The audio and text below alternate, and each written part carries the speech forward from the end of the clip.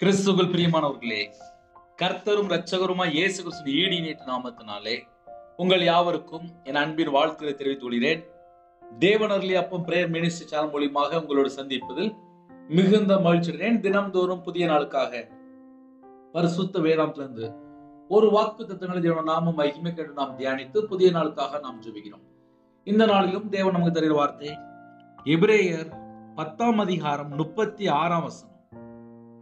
நீங்கள் தேவனுடைய சித்தத்தின்படி செய்து வாக்குத்தத்தம் பண்ணப்பட்டதை பெறும்படிக்கு பொறுமை உங்களுக்கு வேண்டியதா இருக்கிறது.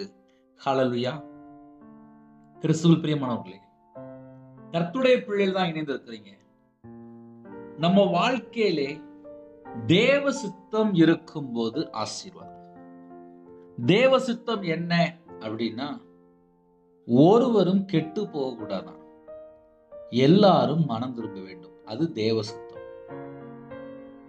இரண்டாவது, பிதாவின் சித்தத்தின்படி செய்யக்கூடிய பிள்ளைகளாக நாம் மாற வேண்டும். பிதாவின் சித்தம் என்ன அப்படின்னு சொல்லி பார்க்கும்போது, பரிசுத்தமா வாழ்றது தேவ சித்தம். தீமையான காரியத்தை வெறுத்து நன்மை செய்வது தேவ சித்தம். எல்லாவற்றைக்கால் ஸ்தோத்திரம் செலுத்துவது தேவ சித்தம். எப்பொழுதும் சந்தோஷமா இருப்பது தேவ சித்தம். இடைவிடாமல் ஜெபிப்பது தேவ சித்தம். இன்னும் கூட கொஞ்சம் ஆழமா சொல்லணும் அப்படின்னா, எல்லா மனுஷரும் ரட்சிக்கப்படணும், அதே நேரத்திலே சத்தியத்தை அறிந்து கொள்ளணும், அது தேவ சித்தம். இன்னும் கொஞ்சம் ஆழமா சொல்லணும் அப்படின்னா, தேவன் வசனத்தினாலே ஜெனிப்பித்தார் என்று எழுதப்பட்டிருக்கு. சத்திய வசனத்தினாலே நம்மை ஜெனிப்பித்தார் என்று எழுதப்பட்டிருக்கு. வசனத்தை நாம் வாசிக்கும் போது, தியானிக்கும் போது, வசனத்தினாலே நாம் பிறக்கிறோம். நம்ம நன்மை செய்து புத்தியின மனுஷருடைய அறியாமை அடக்குவது தேவனுடைய சித்தமா இருக்கிறது. கர்த்தருடைய பிள்ளைகள் தேவனுடைய சித்தத்தை அறிந்து தேவனுடைய சித்தத்தின்படி செய்து நமக்கு என்னெல்லாம் வாக்கு தத்தம் தந்திருக்காரோ அந்த வாக்கு தத்தங்களை பெற்றுக்கொள்ள நமக்கு பொறுமை அவசியம். பொறுமை அப்படின்னாலே ஆவிக்குரிய 9 கனியில ஒரு கனி பொறுமை, நீடிய பொறுமை. ஆபிரகாம் நீடிய பொறுமையோடு இருந்தார். கர்த்தருடைய பிள்ளைகள் எந்த அளவுக்கு பொறுமையோடு இருக்கிறீங்களோ அந்த அளவுக்கு மேன்மையான ஆசீர்வாதத்தை தேவன் நமக்கு வைத்திருக்கிறார். வாக்கு தத்தங்கள் எல்லாம் கிறிஸ்துவுக்குள் ஆம் என்றும் ஆமேன் என்றும் இருக்கிறது. அவருடைய வாக்கு தத்தங்களை நம்முடைய வாழ்க்கையில நாம் பெற்றுக்கொள்ள வேண்டும் என்றால், நம்ம வாழ்க்கையிலே நம்ம இன்னும் எந்தெந்த காரியம் தேவன் பக்கம் கிட்டி நெருங்கணும். என்னையும் சேர்த்தான் 24 மணி நேரம் வாழ்க்கையிலே தேவனுடைய சமூகத்துல நம்ம எவ்வளவு நேரம் காத்திருக்கிறோம், எவ்வளவு நேரம் ஜெபிக்கிறோம், எல்லாமே பரலோகத்துல தேவன் பார்த்துட்டு இருப்பார். சில குடும்பத்துல ஆபீஸ்ல வேலை வைப்பாங்க, கம்பெனில வேலை வைப்பாங்க, கடை வச்சிருப்பாங்க. சில குடும்பத்துல விவசாயத்துல இருப்பாங்க, சில குடும்பத்துல படிக்கிற பிள்ளைகளா இருப்பீங்க, ஹாஸ்டல்ல இருப்பீங்க, வெளிநாட்டுல இருப்பீங்க, வேற வேற சூழ்நிலை இணைந்திருப்பீங்க. எந்த சூழ்நிலையில இணைந்திருந்தாலும் சரி, நம்ம வாழ்க்கை தேவனுக்கு பிரியமானபடி இருந்தால் ஆசீர்வாதம். தேவனுடைய சித்தத்தின்படி செய்து வாக்குத்தத்தம் பண்ணப்பட்ட அந்த எல்லா வாக்குத்தத்தம் நமக்கு தெரியும். உங்க கூட என்னென்ன வாக்குத்தத்தம் பேசியிருக்காரு, இந்த வருஷம் என்னென்ன வாக்குத்தத்தம் பேசியிருக்காரு, இன்னும் என்னென்ன வாக்குத்தத்தம் உங்களோட வாழ்க்கையில் நிறைவேற வேண்டியிருக்கு, அது எல்லாவற்றையும் பெற்றுக்கொள்ள பொறுமை உங்களுக்கு வேண்டியதா இருக்கிறது. வாக்குத்தத்தம் பண்ணப்பட்டதை பெறும்படிக்கு பொறுமை உங்களுக்கு வேண்டியதா இருக்கிறது. சில குடும்பத்துல என்கிட்ட ஜெபிக்கிறவங்க சொல்லுவாங்க, இந்த வாக்குத்தத்தம் மூலியமா என்கிட்ட பேசினாரு, இந்த வாக்குத்தத்தம் மூலியமா என்கிட்ட பேசினாரு சொல்லி நிறைய காரியங்கள் சொல்லுவாங்க. அது நிறைவேறதுக்கு ஒரு காலம் வச்சிருப்பாரு. கர்த்தருடைய பிள்ளைகள் என்ன செய்யணும் அப்படின்னா, அவருடைய பலத்த கரத்துக்குள்ள அடங்கி இருக்கும் போது நம்ம குடும்பம் 1000 மடங்கு ஆசீர்வாதம். அப்ப ஆசீர்வாதங்களை நம்ம பெற்றுக்கொள்ளணும் அப்படின்னா, அதற்கேற்றபடி நம்ம வாழ்க்கை இன்னும் எந்தெந்த காரியத்துல சீர் பொருந்தணுமோ அந்த எல்லா காரியத்திலும் நம்ம உள்ள வரும்போது நம்ம குடும்பத்தை கண்டிப்பாக ஆசீர்வதிப்பார். வாக்குத்தத்தம் நம்ம வாழ்க்கையில் நிறைவேறும். நமக்கு முக்கியமான ஒரு வாக்குத்தத்தம் இருக்கு, என்ன தெரியுமா? நித்திய ஜீவனை தருவேன் என்பது அவர் செய்த நமக்கு வாக்குத்தத்தம். நம்ம எல்லாரும் பரலோகத்துக்குள்ள வரணும், அது பிதாவின் சித்தம். எல்லாரும் மனம் திரும்பணும், அது பிதாவின் சித்தம். எல்லாரும் ரட்சிக்கப்படணும், அது பிதாவின் சித்தம். எல்லாரும் சத்தியத்தை அறிந்து கொள்ளணும், அது பிதாவின் சித்தம். பரிசுத்தமா வாழ்ற பிதாவின் சித்தம். தீமையான கருத்து வெறுத்து நன்மை செய்து பிதாவின் சித்தம். எப்பொழுதும் சந்தோஷமா இருக்கணும், அது பிதாவின் சித்தம். எல்லாவற்றுக்கும் ஸ்தோத்திரம் செலுத்தணும், அது பிதாவின் சித்தம். இடைவிடாமல் ஜெபிக்கணும், அது பிதாவின் சித்தம்.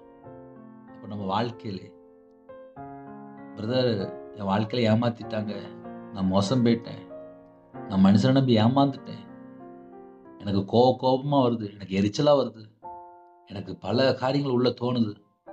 எதுவா இருந்தாலும் துருதி போட்டுங்க. 24 மணி நேரம் கர்த்தர் நம்ம கூட வரணும் அப்படின்னா வேற எந்த ஒரு சிந்தனையும் வரக்கூடாது, வேற எந்த ஒரு சிந்தனையும் இருக்கக்கூடாது. அவர் நம்ம கூட வரணும்.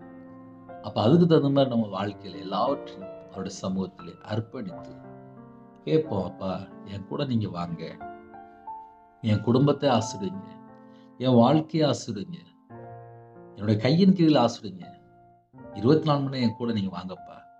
அப்படி கேட்போமா? கண்களை மூடி நாம் ஜெபம் செய்வோம். அன்பின் கர்த்தாவே, உம்மை நன்றியோடு துதிக்கிறோம், ஸ்தோத்திரம்ப்பா. புதிய நாளுக்கான சில கிருபைக்காக 1000 மடங்கு உமக்கு நன்றி செலுத்துகிறோம்.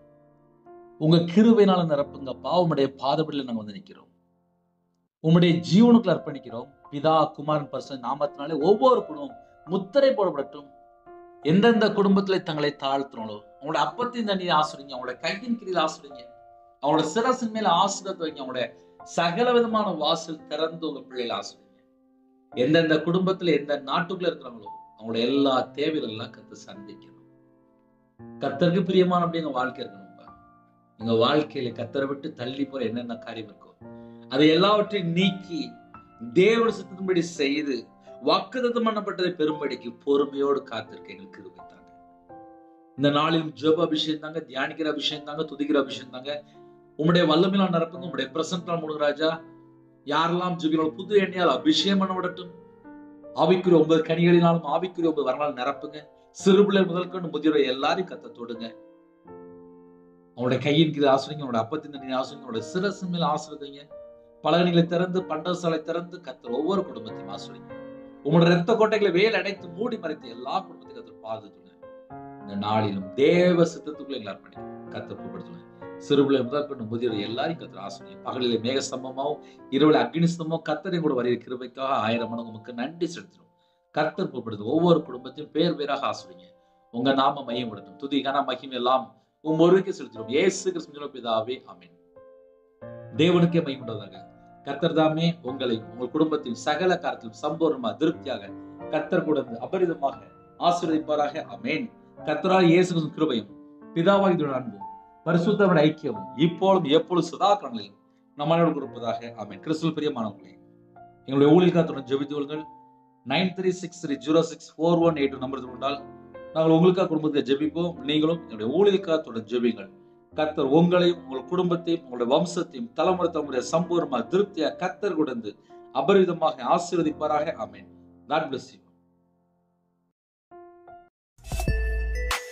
Thanks for watching. Please subscribe our channel. Click the like and share. Click the bell. God bless you.